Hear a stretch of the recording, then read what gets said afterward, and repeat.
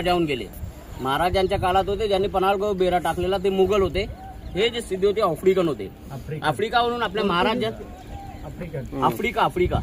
आफ्रिकामध्ये हबश हा महाराजांच्या आधी आलेले. भारतात कशामुळे आले होते? वेपारसाठी. लोंग इलायची गरम मसाला ना यांचे वेपारसाठी ते यायचे. जेव्हा कधी यायचे परत जाता वेळी त्या समाधीवर चादर चढून परत जायचे. एक वेळी समुद्रामध्ये तुफान झाला. समुद्राचा पाणी त्या समाधीला टच होऊ लागला. समाधीला वाचवासाठी त्यांनी आयलंडची तटबंदी करायची ठाणली. 22 एकरमध्ये किल्ल्याचा बांधकाम केले आणि 22 बुरुज बनवले. बुरुज म्हणजे काय? बाहेरना हे अर्धा गुलाब पाहायला भेटतात ना आपल्याला, हाफ राऊंड एरिया, यांना बुरुज म्हणतात. किल्ला 3 मजली बांधला गेलाय. वरचा जो मजला आहे याला म्हणतात टहलनी बुरुज म्हणजे आक्रमण करायची जागा. मधला जो भाग आहे याला म्हणतात वॉच टॉवर देखरेख करायची जागा. आणि खालच्या भागाला म्हणतात बारूदखाना, ज्याला मराठीमध्ये आपण काय म्हणतात दारुगोळाचा कोठार. आणि आज आपल्या काय झाला सर? ऐका फक्त ऐका सांगते ना संपूर्ण. आणि आज आपण आपल्याला आपल्या भारताच्या इतिहासची 3 नंबर तोप, जी भारताच्या इतिहासमध्ये रँकिंगवर 3 नंबरवर आहे, जंजिरा किल्ल्यातली 1 नंबर तोप आहे, आतमध्ये आता पाहायला भेटणार आहे. तोफीचं नाव दिला होता कलाल बांगडी आणि तिचं वजन किती ते 22 टन म्हणजे 22,000 किलोची तोप आहे.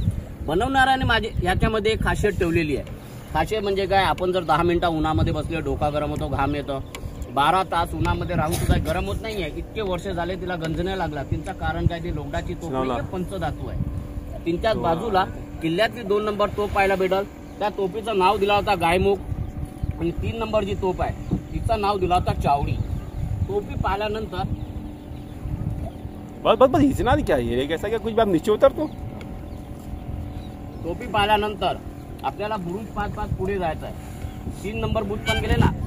मी आपल्याला सांगितलं सर बाहेर आणखीन एक किल्ला आहे ना, 16व्या शतकमध्ये संभाजी महाराजांनी जंजिरा जिंकायसाठी बांधलेला किल्ला आहे. त्या किल्ल्याचं नाव दिला होता पद्मदुर्ग. ज्यावेळी संभाजी महाराज इथे आले, रायगडवर मोगलने आक्रमण केला. त्यावेळी संभाजी महाराजची राजधानी कॅपिटल जी होता ना रायगड होता. म्हणून संभाजी महाराज पद्मदुर्गला अर्धावट सोडून रायगडला वाचवासाठी गेले. या लोकांनी तिथे आपला ताबा जमवला. सध्या तो कासा किल्ला म्हणून प्रसिद्ध आहे. जसं मी आपल्याला सांगितलं हा 22 एकरमध्ये आहे. तो याच्यापेक्षा लहान आहे, 12 एकरमध्ये बांधलेला किल्ला आहे.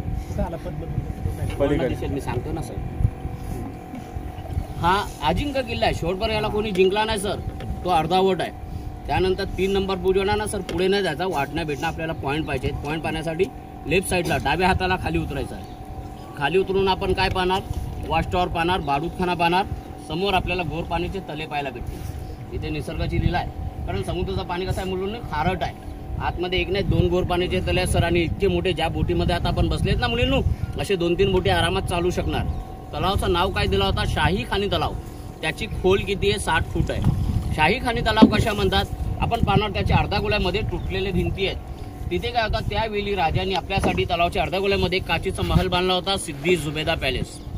काची पिन असे होते की 7 कलरमध्ये सतरंगी, म्हणजे जेव्हा कधी सूर्य आणि चंद्राचा प्रकाश त्या काचीने यायचा त्याची सावली पाण्यावर यायची.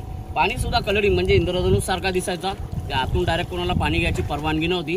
कारण बाल्टी टाकल्यानंतर पाणी हलणार, पाणीचा जो इफेक्ट आहे तो निघणार. ते लोकांच्या सुविधासाठी तलावाचे दोन्ही कडेला 2 लहान तले बनवले गेले. तिथूनच काही पायऱ्या आपल्याला वर जाताना दिसणार. वर लोक दिसतात आपल्याला, ज्याला म्हणतात बाली किल्ला.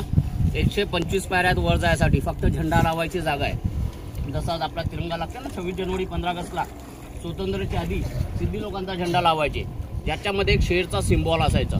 वर जायचा उद्देश काय? 125 पायऱ्या चढून आपल्याला सांगितला 22 एकर फिरायला गेले. दिवस खपणार, किल्ला खपणार नाही. अर्ध्या तासामध्ये संपूर्ण किल्ला पाहायला भेटल. पद्मदुर्ग किल्ला पाहायला भेटतं तिथून. त्याच पायरीने आपण खाली आले. उजव्या हाताला खाली डगड्यांची मोठी एक इमारत आहे. तिथे काय होता? राजेचा राज दरबार.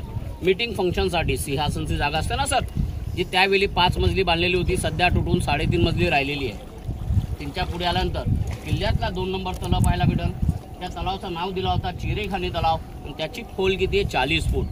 त्यांच्याच बाजूला एक पांढरे कलरची इमारत आहे, जी किल्ल्यातली मशीद होती.